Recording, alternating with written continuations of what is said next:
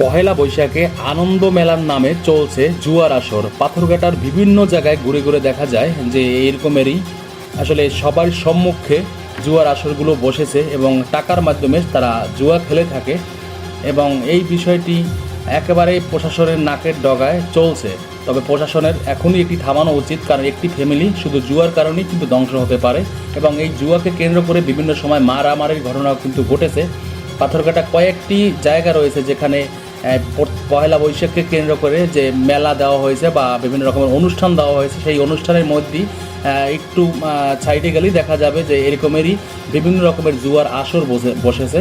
স্থানীয় সচেতন মহল যারা রয়েছেন তারা কিন্তু বলছেন যে প্রশাসন বা স্থানীয় নেতাকর্মীদের জানিয়ে কিন্তু এই আসরগুলো বসে থাকে এবং হয়তো যারা নেতাকর্মীরা রয়েছেন বা প্রশাসনের দায়িত্বে রয়েছেন হয়তো আপনারাও জানেন না, আপনাদের মাথায় কি বিক্রি করে তারপর কিন্তু এগুলো চলছে। তবে আমরা দাবি করব যারা প্রশাসন রয়েছেন বিষয়টি নজরদারিতে আনবেন দ্রুত এবং দল মত নির্বিশেষে সেখানে কিন্তু অনেকেই গিয়েছেন। আপনারা যদি ভিডিওতে লক্ষ্য করেন তাহলে বুঝতে পারবেন যে অনেক মানুষ কিন্তু সেই মাঠের ভিতরে দেখা যাচ্ছে এবং দূরে একটি আলাদাভাবে জায়গায় দেখুন বনের কাছেই কিছু মানুষ গোল দিয়ে আসলে দাঁড়িয়ে আছে এবং এখানেই কিন্তু টাকার বিনিময়ে জুয়া চলছে। পাথরঘাটায় বিভিন্ন এই যে মেলার আয়োজন যে জায়গায় করেছে, যেমন হোগলা বাসা রয়েছে, তারপর চরদনি রয়েছে বা বিভিন্ন আমরা যে কয়েকটি পয়েন্টই ঘুরলাম এবং ঘুরে ঘুরে কিন্তু এই চিত্র দেখলাম। তারা আমাদের আসলে ড্রোন দেখে ওখান থেকে পরবর্তীতে পালিয়ে যায়। তবে পালিয়ে আরও অন্য একটি জায়গায় আবার অন্যত্র তারা এই যে জুয়ার কোর্টটি বা আসর আসলে বসায় এবং সেখানেই কিন্তু এই যে জুয়ার যে টাকা নেওয়া লেনদেন সেগুলো কিন্তু চলতে থাকে।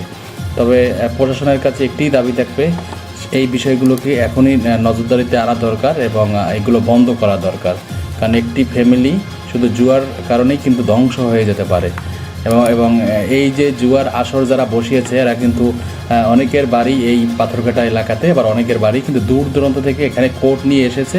আমরা কথা বলেছি আলাদাভাবে, যারা আসলে ওখানে সচেতন মহল ছিলেন তাদের সাথে আমরা কথা বলেছি। তারা যেমনটি জানিয়েছেন যে দূর দূরান্ত থেকে আসলে এখানে ব্যবসা করার জন্যই নাকি কয়েকটি গ্রুপ ভাগ ভাগ করে এসেছে এবং তারাই নাকি জুয়ার কোর্ট নিয়ে এসেছেন এবং দেখতে পাচ্ছেন তারা কিন্তু আতঙ্কে এখান থেকে পালিয়ে যাচ্ছে এবং তারা দেখবেন আর অন্য একটি জায়গায় আবারও সেখানেও কিন্তু একই অবস্থা এবং একইভাবে তারাও জুয়ার আসর বসিয়েছে।